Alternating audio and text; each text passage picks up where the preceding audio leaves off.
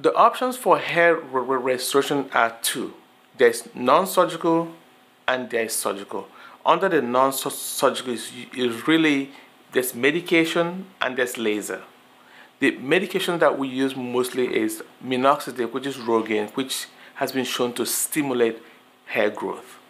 The other one is Propecia, which is a 5-alpha reductase inhibitor. Those are two common medications. Now, there's some evidence that some laser can help hair growth.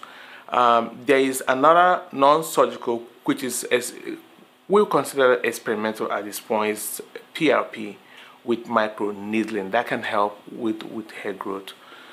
In terms of surgical hair restoration, there's the strip method, which you don't want because that's a lot of scar and takes longer recovery.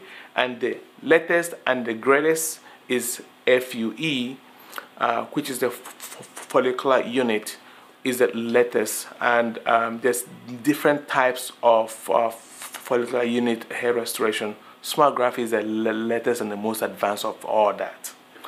Those are the options for hair restoration as of today. There are other experimental stuff, but those are the ones that have shown to work very well.